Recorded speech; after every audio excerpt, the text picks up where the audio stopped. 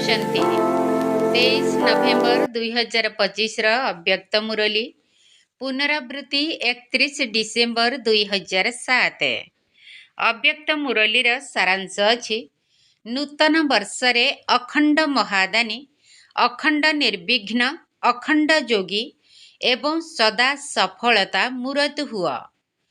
नूतन वर्षरे अखंड महादानी अखंड निर्विघ्न अखंड जोगी एवं सदा सफलता मूरत हुआ। आज बाप दादा निज सम्मुखरे दुईटी सभा को देखुछंती। गोटिए हेला साकार रूपरे सम्मुखरे बसिथिबा पिल्ला मानकर सभा, द्वितीय दूररे बसिथिले मध्य दिल रे अति निकटरे रहिथिबा पिल्ला मानकर सभा। तेबे दुईटी जाक सभार श्रेष्ठ आत्मा मानकर मस्तकरे आत्मा दीप चमकुछि। एहा केते सुंदर चमकुथिबा दृश्य अटे। एते सब आत्मा माने एक संकल्प एवं एकरस स्थिति रे स्थित रहिबा सहित परमात्मा स्नेहरे लवलीन होई निजर एकाग्र बुद्धि द्वारा स्नेहरे मग्न रहिथिबा कारणरू केते प्रिय लागुछंती। तुमे माने मध्य आजी विशेष करी नूतन वर्ष पालन करिबा पई एठारे पहुंची जाइछ। बाप दादा मध्य समस्तंकर उमंग उत्साह को देखी चमकुथिबा आत्मा दीप को देखी हर्षित हेउछंती। तेबे आजिर दिनटी संगमर दिन अटे। गोटिए पुराणा वर्षर विदायर दिन एवं नूतन वर्षर अभिनंदन हेबाकू जाउछि। नूतन वर्ष अर्थात नुआ उमंग उत्साह सहित स्व परिवर्तनर उमंग मध्य रहिछि एवं निजकू सर्व प्राप्त हेउथिबार देखि आंतरिक उत्साह आसी जाउछि। दुनियार लोकमाने मध्य एही उत्सव पालन करूछंती। सेमानक पाई तो गोटिए दिनर उत्सव, किंतु तुमे भाग्यवान एवं गेल्हा पिल्लामानक पाई संगम जुगर प्रत्येक दिन उत्सव अटे। काहेकि ना खुशीर उत्साह तुम भितरे अछि। दुनियार लोक माने तो लिभि जाइथिबा दीपकू अर्थात पुराणा दीप गुड़ी को जलाई नूतन वर्ष पालन करूछंती। किंतु बाप दादा एवं तुमे पिल्ला माने चारिआडर एते सबु जाग्रत दीप मानक सहित नूतन वर्षर उत्सव पालन करिबा पई आसीछ। एसबु तो दुनियार प्रथा परंपरा को पालन करिबा पई निमित्त मात्र करूछ, किंतु तुमे समस्ते जाग्रत दीप ही अट। तेणु निजर चमकुथिबा दीप देखा जाउछि तो जहाँकि अविनाशी दीप अटे। तेबे एही नूतन वर्षरे समस्ते निजर दिल भितरे स्व प्रति एवं विश्वर आत्मा मानक प्रति कौनसी नूतन योजना प्रस्तुत करिछ कि? 12 बाजिबा परे तो नूतन वर्ष आरंभ होई जिवो। तेणु एही वर्ष को विशेष करी केउ रूपरे पालन करिब? जेपरि पुराणा वर्ष विदाय नेबाकू जाउछि सेहीपरि तुमे माने मध्य निजर पुराणा संकल्प एवं पुराणा संस्कार को विदाय देबार संकल्प करिछ तो? तेबे पुराणा वर्ष को विदाय देबा सहित तुमे माने मध्य निजर पुराणा संकल्प को विदाय देई नूतन उमंग उत्साह भरा संकल्प गुड़ी को वास्तविक रूपरे कामरे करी देखाइब ना? तेणु चिंता कर निज भितरे केउ नवीनता आनिब, केउ भली भावरे नूतन उमंग उत्साहर तरंग विच्छुरित करिब एवं केउ विशेष संकल्पर प्रकंपन विच्छुरित करिब किछि भाबिछ? काहेकि ना तुमे सब ब्राह्मण माने सारा विश्वर आत्मा मानक पई परिवर्तनर निमित्त आत्मा अट। विश्वर मूलदुआ अट, पूर्वज अट एवं पूज्य मध्य अट। तेणु एही वर्ष निजर श्रेष्ठ मनोवृत्ति द्वारा केउ प्रकंपन विच्छुरित करिब? जेपरि प्रकृति चतुर्दिगरे केबे गरमर केबे थंडार केबे बसंतर प्रकंपन विच्छुरित करुछि सेहीपरि तुमे प्रकृतिर मालिक प्रकृति जीत आत्मा माने केउ भली प्रकंपन बा तरंग विच्छुरित करिब जहा द्वारा आत्मा मानकु अल्प समय पाई हेउ पछके सुख शांतिर अनुभव हेब। सेथिपाई बाप दादा एही संकेत देउछंती जे ତୁମମାନଙ୍କୁ ଯେଉଁ ସବୁ ସମ୍ପତ୍ତି ଗୁଡ଼ିକ ପ୍ରାପ୍ତ ହୋଇଛି ସେଗୁଡ଼ିକୁ ସଫଳ କର ଏବଂ ସଫଳତା ସ୍ୱରୂପ ହୁଅ। ବିଶେଷ କରି ସଙ୍ଗମ ଯୁଗର ସମୟ ରୂପୀ ସମ୍ପତ୍ତି କେବେ ବି ଯେପରି ବ୍ୟର୍ଥରେ ନ ଯାଉ। ବ୍ୟର୍ଥରେ ଯାଉଥିବା ଗୋଟିଏ ସେକେଣ୍ଡକୁ ମଧ୍ୟ କାର୍ଯ୍ୟରେ ଲଗାଅ। ସମୟକୁ ସଫଳ କର, ପ୍ରତ୍ୟେକ ନିଶ୍ୱାସକୁ ସଫଳ କର, ପ୍ରତ୍ୟେକ ସଂକଳ୍ପକୁ ସଫଳ କର, ପ୍ରତ୍ୟେକ ଶକ୍ତିକୁ ସଫଳ କର ଏବଂ ପ୍ରତ୍ୟେକ ଗୁଣକୁ ସଫଳ କର। ଏହି ବର୍ଷକୁ ସଫଳତା ମୂରତ ହେବାର ବିଶେଷ ବର୍ଷ ରୂପରେ ପାଳନ କର। କାହିଁକି ନା ସଫଳତା ତୁମର ଜନ୍ମସିଦ୍ଧ ଅଧିକାର। ସେହି ଅଧିକାରକୁ ନିଜର କାର୍ଯ୍ୟରେ ଲଗାଇ ସଫଳତା ମୂରତ ହୁଅ। କାହିଁକି ନା ବର୍ତ୍ତମାନର ସଫଳତା ଅନେକ ଜନ୍ମ ପର୍ଯ୍ୟନ୍ତ ତୁମ ସାଥିରେ ରହିବ। ତୁମର ସମୟକୁ ସଫଳ କରିବାର ପ୍ରାରବ୍ଧ ରୂପରେ ପୁରା ଅଧା କଳ୍ପ ତୁମକୁ ସଫଳତା ରୂପକ ଫଳ ପ୍ରାପ୍ତ ହେବ।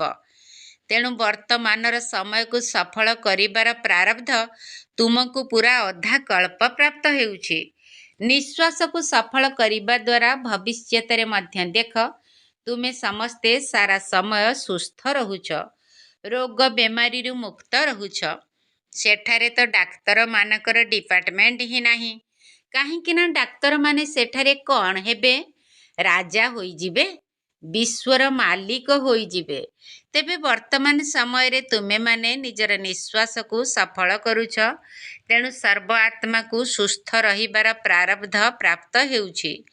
ସେହିପରି ଜ୍ଞାନ ରୂପକ ସମ୍ପତ୍ତିକୁ ସଫଳ କରିବାର ଫଳ ସ୍ୱରୂପ ସ୍ୱର୍ଗ ଦୁନିଆରେ ତୁମେମାନେ ନିଜର ରାଜ୍ୟରେ ଏତେ ବୁଦ୍ଧିମାନ ଏବଂ ଶକ୍ତିଶାଳୀ ହୋଇଯାଉଛ, ଯାହାକି ସେଠାରେ କୌଣସି ମନ୍ତ୍ରୀଠାରୁ ରାୟ ନେବାର ଆବଶ୍ୟକତା ପଡ଼ୁନାହିଁ। ନିଜେ ହିଁ ବୁଦ୍ଧିମାନ ଏବଂ ଶକ୍ତିବାନ ହୋଇଯାଉଛ। ଏଠାରେ ତୁମେମାନେ ଶକ୍ତିଗୁଡ଼ିକୁ ସଫଳ କରୁଛ। ଏହାର ପ୍ରାରବ୍ଧ ରୂପରେ ସେଠାରେ ବିଶେଷ କରି ଧର୍ମସତ୍ତା ଏବଂ ରାଜ୍ୟସତ୍ତା, ଏହି ଦୁଇଟି ଯାକ ସତ୍ତାର ଶକ୍ତି ପ୍ରାପ୍ତ ହେଉଛି। ସେହିପରି ଗୁଣରୂପୀ ସମ୍ପତ୍ତିକୁ ମଧ୍ୟ ସଫଳ କରୁଛ। ତେଣୁ ତାର ପ୍ରାରବ୍ଧ ଦେବତା ପଦର ଅର୍ଥ ହେଉଛି ଦିବ୍ୟ ଗୁଣଧାରୀ ମନୁଷ୍ୟ ଏବଂ ତା ସହିତ ଏବେ ଶେଷ ଜନ୍ମରେ ମଧ୍ୟ ତୁମମାନଙ୍କର ଜଡ଼ ମୂର୍ତ୍ତିକୁ ପୂଜା କରୁଛନ୍ତି। ପୁଣି ମହିମା କ'ଣ କରୁଛନ୍ତି? ସର୍ବଗୁଣ ସମ୍ପନ୍ନ। ତେଣୁ ଏହି ସମୟର ସଫଳତାର ପ୍ରାରବ୍ଧ ସ୍ୱତଃ ହିଁ ପ୍ରାପ୍ତ ହୋଇଯାଉଛି। ସେଥିପାଇଁ ଚେକ୍ କର ଯେ ସମ୍ପତ୍ତି ଗୁଡ଼ିକ ତ ମିଳିଯାଇଛି, ସେଥିରେ ସମ୍ପନ୍ନ ମଧ୍ୟ ହୋଇଯାଇଛ, କିନ୍ତୁ ସ୍ୱ ପ୍ରତି ହେଉ ବା ବିଶ୍ୱ ପ୍ରତି ହେଉ ତାକୁ କେତେ ସଫଳ କରିଛି? ଯଦି ପୁରୁଣା ବର୍ଷକୁ ବିଦାୟ ଦେଉଛ, ତେବେ ପୁରୁଣା ବର୍ଷରେ ଜମା କରିଥିବା ସମ୍ପତ୍ତି ଗୁଡ଼ିକୁ କେତେ ସଫଳ କରିଛ ନା ନାହିଁ? ଏହାକୁ ଚେକ୍ କରିବା ସହିତ ଆଗାମୀ ବର୍ଷରେ ଜମା କରିଥିବା ସମ୍ପତ୍ତି ଗୁଡ଼ିକୁ ବ୍ୟର୍ଥରେ ନଷ୍ଟ ନ କରି ନିଶ୍ଚିତ ରୂପରେ ସଫଳ କରିବାକୁ ହିଁ ହେବ। ଗୋଟିଏ ସେକେଣ୍ଡ ହେଉ ବା କୌଣସି ଗୋଟିଏ ସମ୍ପତ୍ତି ହେଉ ଯେପରି ବ୍ୟର୍ଥରେ ନ ଯାଏ। ପୂର୍ବରୁ ମଧ୍ୟ ଶୁଣାଇଛୁ ଯେ ସଙ୍ଗମ ଯୁଗର ଗୋଟିଏ ସେକେଣ୍ଡ ନୁହେଁ, ବର୍ଷକ ସହିତ ସମାନ ଅଟେ। ତେଣୁ ଏପରି ଭାବ ନାହିଁ ଯେ ଗୋଟିଏ ସେକେଣ୍ଡ ବା ଗୋଟିଏ ମିନିଟ୍ ହିଁ ତ ଯାଇଛି। କାହିଁକି ନା ବ୍ୟର୍ଥରେ ନଷ୍ଟ କରିବାକୁ ହିଁ ଅବହେଳା ପଣିଆ କୁହାଯାଉଛି। ତେବେ ତୁମମାନଙ୍କର ଲକ୍ଷ୍ୟ ହିଁ ହେଉଛି ବ୍ରହ୍ମା ବାବାଙ୍କ ସମାନ ସମ୍ପନ୍ନ ଏବଂ ସମ୍ପୂର୍ଣ୍ଣ ହେବା। ତେବେ ବ୍ରହ୍ମା ବାବା ତ ନିଜର ସର୍ବ ସମ୍ପତ୍ତିକୁ ଆଦି ସମୟଠାରୁ ଅନ୍ତିମ ଦିନ ପର୍ଯ୍ୟନ୍ତ ସଫଳ କରିଛନ୍ତି, ଯାହାର ପ୍ରତ୍ୟକ୍ଷ ପ୍ରମାଣ ମଧ୍ୟ ତୁମେମାନେ ଦେଖିଲ। ସମ୍ପୂର୍ଣ୍ଣ ଫରିସ୍ତା ହୋଇଗଲେ।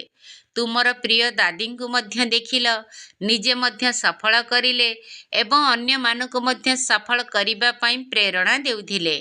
ତେଣୁ ଡ୍ରାମା ଅନୁସାରେ ବିଶେଷ କରି ବିଶ୍ୱ ସେବାର ଅଲୌକିକ ପାଠର ନିମିତ୍ତ ହୋଇଗଲେ। ତେଣୁ ଏହି ବର୍ଷ ଆସନ୍ତାକାଲିଠାରୁ ପ୍ରତ୍ୟେକ ଦିନ ନିଜର ଚାର୍ଟ ରଖ। ସଫଳ ଏବଂ ବ୍ୟର୍ଥ କ'ଣ ହେଲା, କେତେ ହେଲା, ଅମୃତ ବେଳାରୁ ହିଁ ଦୃଢ଼ ସଂକଳ୍ପ କର ଯେ ସଫଳତା ମୋର ଜନ୍ମସିଦ୍ଧ ଅଧିକାର। ସଫଳତା ମୋର ଗଳାର ହାର ଅଟେ ଏବଂ ସଫଳତା ସ୍ୱରୂପ ହେବା ହିଁ ବାପ ସମାନ ହେବା। ବ୍ରହ୍ମା ବାବାଙ୍କ ସହିତ ସ୍ନେହ ଅଛି ନା? ତେବେ ବ୍ରହ୍ମା ବାବାଙ୍କର ସବୁଠାରୁ ଅଧିକ ସ୍ନେହ କାହା ସହିତ ଥିଲା? ଜାଣିଛ କାହା ସହିତ ଥିଲା? ମୁରଲି ସହିତ ଶେଷ ଦିନ ପର୍ଯ୍ୟନ୍ତ ମଧ୍ୟ ମୁରଲିର ପାଠ ବନ୍ଦ କରିନାହାନ୍ତି। ତେଣୁ ସମାନ ହେବା ପାଇଁ ଏହି କଥା ଚେକ୍ କର ଯେ ବ୍ରହ୍ମା ବାବାଙ୍କର ଯାହା ପ୍ରତି ସ୍ନେହ ଥିଲା ତା ପ୍ରତି ମୋର ସ୍ନେହ ମଧ୍ୟ ସ୍ୱତଃ ଏବଂ ସହଜ ହେବା ଦରକାର। ଏହା ହିଁ ହେଉଛି ବ୍ରହ୍ମା ବାବାଙ୍କ ପ୍ରତି ସ୍ନେହର ପ୍ରମାଣ। ତେବେ ବ୍ରହ୍ମା ବାବାଙ୍କର ଆଉ କ'ଣ ବିଶେଷତା ଥିଲା? ସଦା ସର୍ବଦା ସଜାଗ ରହିବା। ଅବହେଳା ପଣିଆ ନୁହେଁ, ସଜାଗ। ଶେଷ ଦିନରେ ମଧ୍ୟ କେତେ ସଜାଗ ରହି ନିଜର ସେବାର ପାଠକୁ ସମ୍ପନ୍ନ କରିଥିଲେ। ଶରୀର ଦୁର୍ବଳ ଥିଲେ ମଧ୍ୟ କିପରି ସଜାଗ ହୋଇ ବସିଥିଲେ, କୌଣସି ଆଧାର ନେଇ ନଥିଲେ, ସଜାଗ ହୋଇ ବସିଥିଲେ ଏବଂ ପିଲାମାନଙ୍କୁ ସଜାଗ କରି ବିଦାୟ ନେଲେ। ତିନୋଟି କଥାର ମନ୍ତ୍ର ଦେଇ ଯାଇଥିଲେ। କ'ଣ ସମସ୍ତଙ୍କର ମନେ ଅଛି ତ? ତେଣୁ ଯେତେ ଯେତେ ସଜାଗ ରହିବ, ନିଜର ପିତାଙ୍କୁ ଅନୁକରଣ କରିବ, ସେହି ଅନୁସାରେ ଅବହେଳା ପଣିଆ ସମାପ୍ତ ହେବ। ତେବେ ଅବହେଳା ପଣିଆର ବିଶେଷ ଭାଷା ବାପ ଦାଦା ବହୁତ ଶୁଣୁଛନ୍ତି, ଜାଣିଛ ତ ସମସ୍ତେ। ଯଦି ତିନୋଟି ଯାକ ଶବ୍ଦକୁ ନିରାକାରୀ, ନିର୍ବିକାରୀ ଏବଂ ନିରହଙ୍କାରୀ ସଦା ସର୍ବଦା ମନ ଭିତରେ ଅଭ୍ୟାସ କରିବା ସହିତ ଅନୁଭବ କରି ଚାଲିବ, ତେବେ ସହଜରେ ଏବଂ ସ୍ୱତଃ ହିଁ ସମାନ ହୋଇଯିବ। ତେଣୁ ଗୋଟିଏ କଥା ହେଲା ସଫଳ କର ଏବଂ ସଫଳତା ମୂରତ ହୁଅ। ବାପ ଦାଦା ପିଲାମାନଙ୍କର ବର୍ଷକର ଫଳାଫଳ ଦେଖିଛନ୍ତି। ଜାଣିଛ କ'ଣ ଦେଖିଛନ୍ତି? ମହାଦାନୀ ହୋଇଯାଇଛ, କିନ୍ତୁ ଅଖଣ୍ଡ ମହାଦାନୀ, ଅଖଣ୍ଡ ଯୋଗୀ, ଅଖଣ୍ଡ ନିର୍ବିଘ୍ନ। ଏହା ଉପରେ ଆହୁରି ଅଧିକ ଗୁରୁତ୍ୱ ଦେବାକୁ ହେବ। କ'ଣ ଅଖଣ୍ଡ ହୋଇପାରିବ? ହୋଇପାରିବ? ପ୍ରଥମ ଧାଡ଼ିବାଲା କୁହ, ଅଖଣ୍ଡ ହୋଇପାରିବ? ଯଦି ହୋଇପାରିବ ତେବେ ହାତ ଉଠାଅ। କରିପାରିବ? ମଧୁବନ ନିବାସୀ ମଧ୍ୟ ହାତ ଉଠାଉଛନ୍ତି। ବାପ ଦାଦା ମଧୁବନ ନିବାସୀଙ୍କୁ ପ୍ରଥମେ ଦେଖୁଛନ୍ତି। ମଧୁବନ ସହିତ ସ୍ନେହ ଅଛି ନା? ଶାନ୍ତିବନ ହେଉ ବା ପାଣ୍ଡଭବନ ହେଉ ବା ଯେଉଁମାନେ ବି ଦାଦୀଙ୍କର ସହଯୋଗୀ ଭୁଜ ଅଟନ୍ତି, ବାପ ଦାଦା ସମସ୍ତଙ୍କୁ ଧ୍ୟାନର ସହିତ ଦେଖୁଛନ୍ତି। ଯଦି ଅଖଣ୍ଡ ସ୍ଥିତି ହୋଇଗଲା, ତେବେ ସଂକଳ୍ପ ଦ୍ୱାରା ଶକ୍ତିର ପ୍ରକମ୍ପନ ଖେଳାଇବାର ସେବାରେ ସର୍ବଦା ବ୍ୟସ୍ତ ରୁହ। ବାଣୀ ଦ୍ୱାରା ଜ୍ଞାନର ସେବା ଏବଂ କର୍ମ ଦ୍ୱାରା ଗୁଣଦାନ ବା ଗୁଣର ସହଯୋଗ ଦେବାର ସେବା କର। ଆଜିକାଲି ଚାହେ ଅଜ୍ଞାନୀ ଆତ୍ମା ହୁଅନ୍ତୁ, ଚାହେ ବ୍ରାହ୍ମଣ ଆତ୍ମା ହୁଅନ୍ତୁ, ସମସ୍ତଙ୍କୁ ଗୁଣର ଦାନ ବା ଗୁଣର ସହଯୋଗ ଦେବା ଆବଶ୍ୟକ ଅଟେ। ଯଦି ନିଜେ ସହଜରେ ଏବଂ ସାଧାରଣ ରୂପରେ ଉଦାହରଣ ମୂରତ ହୋଇ ଦେଖାଇବ, ତେବେ ଆପେ ଆପେ ଅନ୍ୟମାନଙ୍କୁ ତୁମର ଗୁଣମୂରତ ସ୍ଥିତିର ସହଯୋଗ ମିଳିଯିବ। ଆଜିକାଲି ତ ବ୍ରାହ୍ମଣ ଆତ୍ମାମାନେ ମଧ୍ୟ ସାମ୍ପୁଲ ଅର୍ଥାତ୍ ନମୁନା ଦେଖିବାକୁ ଚାହୁଁଛନ୍ତି, ଶୁଣିବାକୁ ଚାହୁଁନାହାନ୍ତି, ଦେଖିବାକୁ ଚାହୁଁଛନ୍ତି। ତୁମେମାନେ ପରସ୍ପରକୁ ମଧ୍ୟ କ'ଣ କହୁଛ? କିଏ ହେଲାଣି କି? ତା ଅର୍ଥ ପ୍ରତ୍ୟକ୍ଷ ରୂପରେ ଗୁଣମୂରତ ସ୍ଥିତି ଦେଖିବାକୁ ଚାହୁଁଛ। ତେବେ ନିଜର କର୍ମ ଦ୍ୱାରା ବିଶେଷ କରି ଗୁଣର ସହଯୋଗ ବା ଦାନ ଦେବାର ଆବଶ୍ୟକତା ରହିଛି। ଶୁଣିବାକୁ କେହି ବି ଚାହୁଁନାହାନ୍ତି, ଦେଖିବାକୁ ଚାହୁଁଛନ୍ତି। ତେଣୁ ବର୍ତ୍ତମାନ ଏହି କଥା ବିଶେଷ ଭାବରେ ଧ୍ୟାନରେ ରଖିବାକୁ ହେବ ଯେ ବାଣୀ ଦ୍ୱାରା ଜ୍ଞାନ ଶୁଣାଇବାର ସେବା ତ କରିଆସୁଛ ଏବଂ ଆଗକୁ ମଧ୍ୟ କରିବ, ଛାଡ଼ିବାର ତ ନାହିଁ। କିନ୍ତୁ ଏବେ କର୍ମ ଦ୍ୱାରା ତଥା ନିଜର ଶ୍ରେଷ୍ଠ ସଂକଳ୍ପ ଦ୍ୱାରା ଶୁଦ୍ଧ ତରଙ୍ଗ ବିଚ୍ଛୁରିତ କର ଏବଂ ଶକ୍ତିଶାଳୀ କିରଣ ବିଚ୍ଛୁରିତ କର। କାରଣ ଶକ୍ତିଶାଳୀ କିରଣ ହେଉ ବା ପ୍ରକମ୍ପନ ହେଉ, ଦୂରରେ ରହି ମଧ୍ୟ ସବୁଆଡ଼େ ପହଞ୍ଚାଇ ପାରିବ। ନିଜର ଶୁଭ ଭାବନା, ଶୁଭ କାମନା ଦ୍ୱାରା କୌଣସି ବି ଆତ୍ମାକୁ ସଂକଳ୍ପ ଶକ୍ତିର ସେବା ଆଧାରରେ ଶକ୍ତିଶାଳୀ ପ୍ରକମ୍ପନ ବା ସକାଶ ଅର୍ଥାତ୍ ଶକ୍ତିଶାଳୀ କିରଣ ଦେଇପାରିବ। ତେଣୁ ଏହି ବର୍ଷ ଗୋଟିଏ ହେଲା ସଂକଳ୍ପ ଦ୍ୱାରା ଶକ୍ତିଗୁଡ଼ିକର ପ୍ରକମ୍ପନ, ଶକ୍ତିଶାଳୀ କିରଣ ଦିଅ ଏବଂ କର୍ମ ଦ୍ୱାରା ବ୍ରାହ୍ମଣ ଆତ୍ମାମାନଙ୍କୁ ଗୁଣର ସହଯୋଗ ଦିଅ ତଥା ଅଜ୍ଞାନୀ ଆତ୍ମାମାନଙ୍କୁ ଗୁଣର ଦାନ ଦିଅ। ତେବେ ନୂତନ ବର୍ଷରେ ଉପହାର ମଧ୍ୟ ଦେଉଛ ନା? ତେଣୁ ଏହି ବର୍ଷ ନିଜେ ଗୁଣ ମୂରତ ହୋଇ ସମସ୍ତଙ୍କୁ ଦିବ୍ୟ ଗୁଣର ଉପହାର ଦିଅ। ଦିବ୍ୟ ଗୁଣରୂପୀ ଟୋଲି ଖୁଆଉଛ ନା? ଯେତେବେଳେ ପରସ୍ପର ମିଶୁଛ, ସେତେବେଳେ ଟୋଲି ଖୁଆଉଛ ନା? ଟୋଲି ଖୁଆଇବା ଦ୍ୱାରା ଖୁସି ହୋଇଯାଆନ୍ତି ନା? କେହି କେହି ଜ୍ଞାନ ଛାଡ଼ି ଦେଇଥିବା ଆତ୍ମାମାନେ ମଧ୍ୟ ଟୋଲିକୁ ମନେ ପକାଉଛନ୍ତି। ଅନ୍ୟ ସବୁ କଥା ଭୁଲି ଯାଉଛନ୍ତି, କିନ୍ତୁ ଟୋଲି ମନେ ପଡ଼ୁଛି। ତେଣୁ ଏହି ବର୍ଷ କେଉଁ ଟୋଲି ଖୁଆଇବ? ଦିବ୍ୟ ଗୁଣର ଟୋଲି ଖୁଆଅ ଏବଂ ଦିବ୍ୟ ଗୁଣର ପିକନିକ୍ କର। କାହିଁକି ନା ବାପ ସମାନ ହେବାର ସମୟ ପାଖେଇ ଆସୁଥିବା କାରଣରୁ ଏବଂ ଦାଦୀଙ୍କ ଠାରୁ ମିଳିଥିବା ଶିକ୍ଷା ଅନୁସାରେ ଅଚାନକ ଭାବରେ କେତେବେଳେ ବି ସମୟ ସମାପ୍ତ ହୋଇଯାଇପାରେ। ସେଥିପାଇଁ ବାପ ସମାନ ହେବାର ହେଉ ବା ଦାଦୀଙ୍କର ସ୍ନେହର ପ୍ରତିଦାନ ଦେବାର ହେଉ, ସଂକଳ୍ପ ଦ୍ୱାରା ଏବଂ କର୍ମ ଦ୍ୱାରା ସହଯୋଗୀ ହେବାର ଆବଶ୍ୟକତା ରହିଛି। ଏଥିରେ କିଏ କିପରି ବି ହୋଇଥାଉ, କିନ୍ତୁ ତୁମେ ଏପରି ଭାବ ନାହିଁ ଯେ ଇଏ ଯଦି ହେବ ତେବେ ମୁଁ ବି ହେବି। ଯଦି ନମ୍ବର 1 ହେବାକୁ ଚାହୁଁଛ, ତେବେ ଏପରି କେବେ ବି ଭାବ ନାହିଁ ଯେ ଇଏ ହେଲେ ଯାଇ ମୁଁ ହେବି। ଏହାଦ୍ୱାରା ଯିଏ ପ୍ରଥମ ନମ୍ବର ହେବା କଥା ସେ ତ ହୋଇଯିବ, କିନ୍ତୁ ତୁମ ନମ୍ବର ପଛକୁ ଆସିଯିବ। କ'ଣ ତୁମେ ଦ୍ୱିତୀୟ ନମ୍ବର ହେବାକୁ ଚାହୁଁଛ ନା ପ୍ରଥମ ନମ୍ବର ହେବାକୁ ଚାହୁଁଛ? ଏମିତି ତ ଯଦି କାହାକୁ କୁହାଯିବ ତୁମେ ଦ୍ୱିତୀୟ ନମ୍ବର ସ୍ଥାନ ଗ୍ରହଣ କର, ତେବେ ସେ ରାଜି ହେବ କି? ସମସ୍ତେ କହିବେ ମୋତେ ପ୍ରଥମ ନମ୍ବର ହେବାର ଅଛି, ସେଥିପାଇଁ ପ୍ରଥମ ନମ୍ବର ନିମିତ୍ତ ହେବାକୁ ପଡ଼ିବ। ତେଣୁ ତୁମେ ଅନ୍ୟକୁ କାହିଁକି ନିମିତ୍ତ କରୁଛ? ନିଜକୁ ନିମିତ୍ତ କର ନା। ବ୍ରହ୍ମା ବାବା କ'ଣ କହୁଥିଲେ? ସବୁ କଥାରେ ନିଜେ ପ୍ରଥମେ ନିମିତ୍ତ ହୋଇ ଅନ୍ୟମାନଙ୍କୁ ମଧ୍ୟ କରାଇଥିଲେ। ହେ ଅର୍ଜୁନ ହୋଇ ପାଠ କରୁଥିଲେ, ମୋତେ ନିମିତ୍ତ ହେବାର ଅଛି, ମୋତେ ହିଁ କରିବାର ଅଛି। ମୋତେ ଦେଖି ଅନ୍ୟମାନେ କରିବେ, ଅନ୍ୟମାନଙ୍କୁ ଦେଖି ମୁଁ କରିବି ତାହା ନୁହେଁ। ମୋତେ ଦେଖି ଅନ୍ୟମାନେ କରିବେ। ଏହା ବ୍ରହ୍ମା ବାବାଙ୍କର ପ୍ରଥମ ଧାରଣା ଥିଲା। ତେବେ ଶୁଣିଲ ତ କ'ଣ କରିବ? କେବଳ ସଫଳତା ମୂରତ ନୁହେଁ, ସଫଳତା ମୂରତ, ଅଖଣ୍ଡ ଦାନୀ, ଯାହାଦ୍ୱାରା ମାୟାକୁ ଆସିବାକୁ ସାହସ ହେବ ନାହିଁ।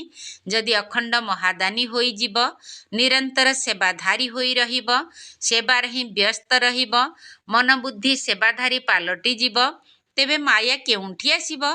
ତେଣୁ ଏହି ବର୍ଷରେ କ'ଣ ହେବାର ଅଛି? ସମସ୍ତଙ୍କ ଅନ୍ତରରୁ ଗୋଟିଏ ଶବ୍ଦ ବାହାରୁ, ଯାହାକୁ ବାପ ଦାଦା ଚାହୁଁଛନ୍ତି। ତାହା କ'ଣ? ସମସ୍ୟା ମୁକ୍ତ ଏବଂ ସମ୍ପୂର୍ଣ୍ଣ। ସମସ୍ୟାଠାରୁ ମୁକ୍ତ ହୋଇ ସମ୍ପୂର୍ଣ୍ଣ ହେବାର ଅଛି। ଦୃଢ଼ ନିଶ୍ଚୟ ବୁଦ୍ଧି ହୋଇ ବିଜୟ ମାଳାରେ ନିକଟତମ ଦାନା ହେବାକୁ ପଡ଼ିବ। ଏହା ଠିକ୍ କଥା ନା? ହେବ ନା?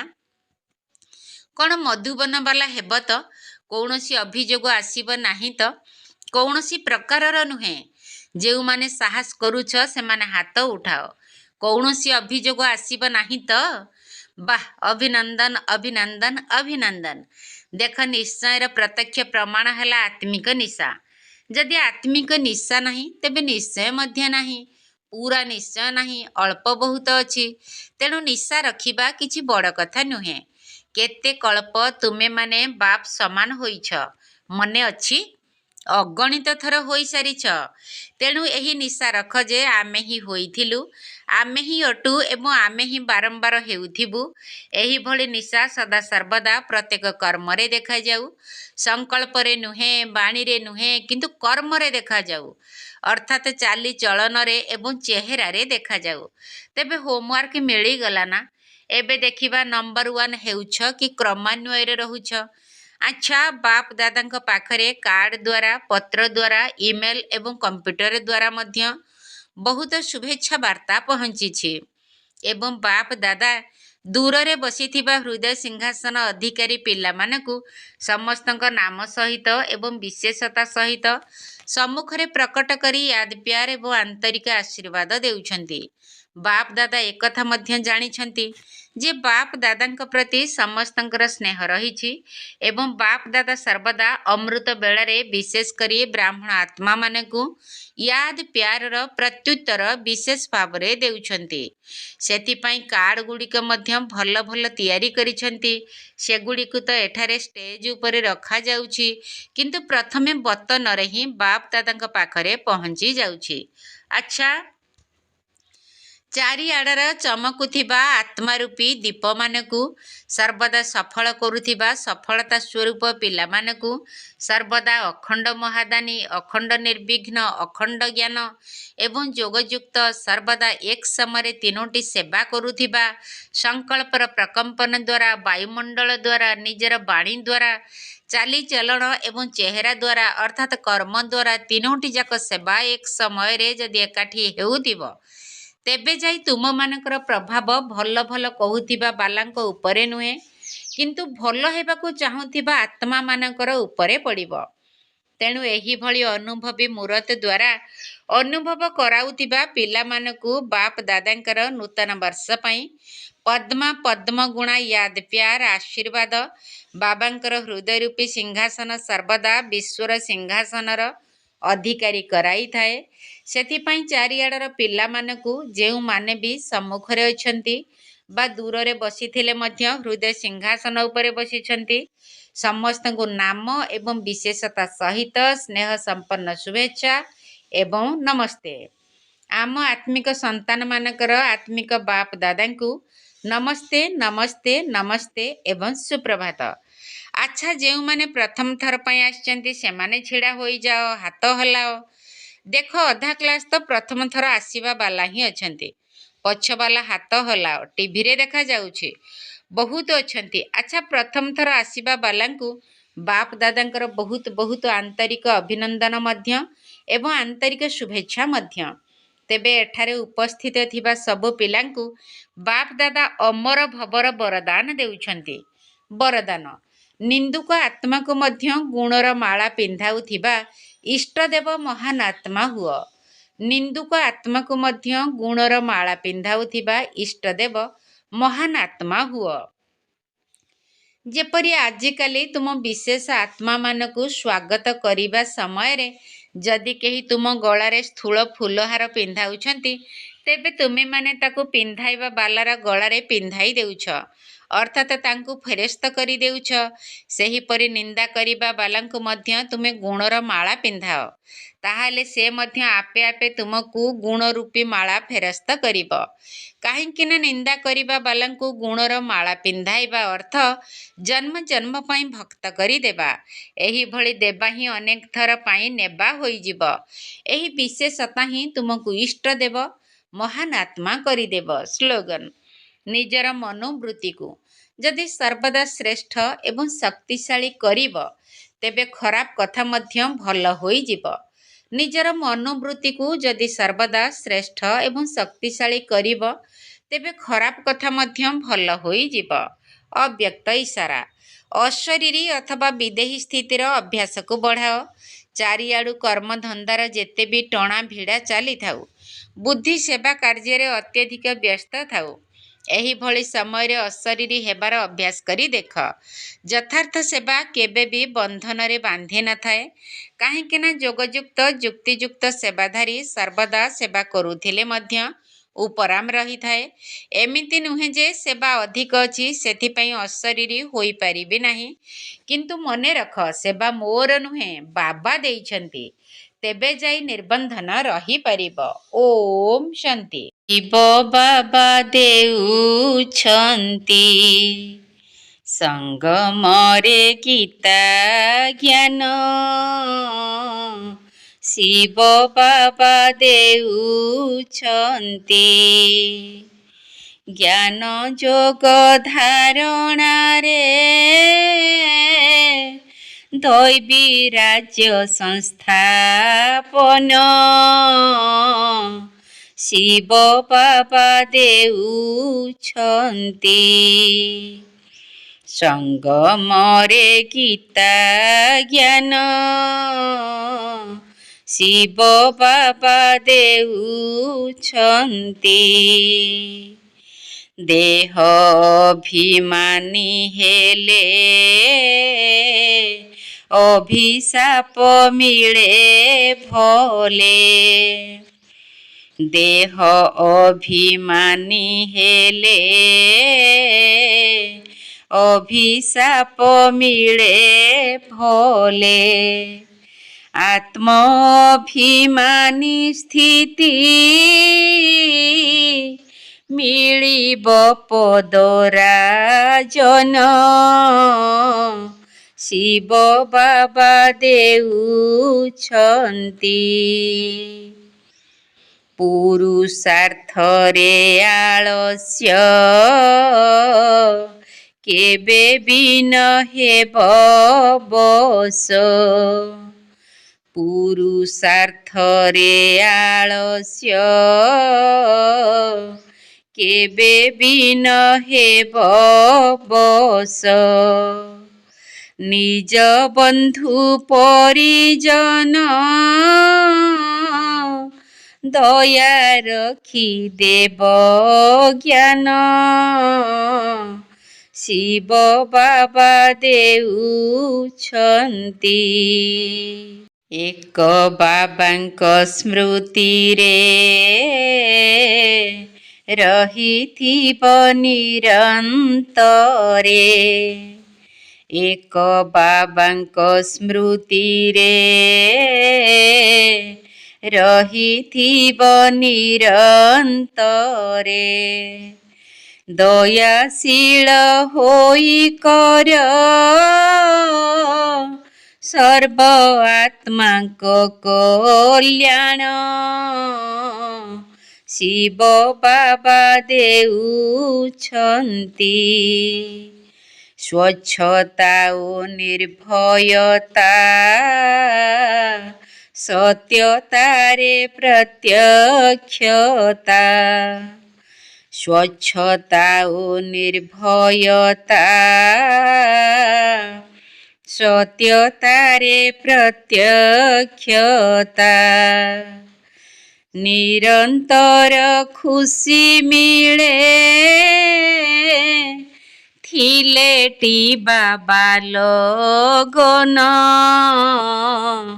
ଶିବ ବାବା ଦେଉଛନ୍ତି। ଈଶ୍ୱରୀୟ ଦୃଷ୍ଟିବୃତ୍ତି ଏକତାର ଚାବିକାଠି।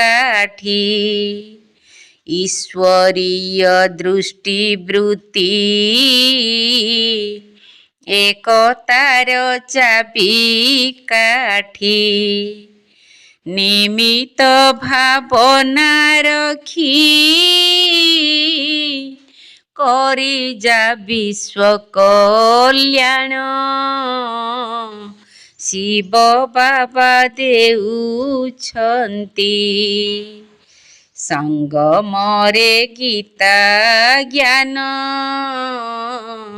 ଶିବ ବାବା ଦେଉଛନ୍ତି।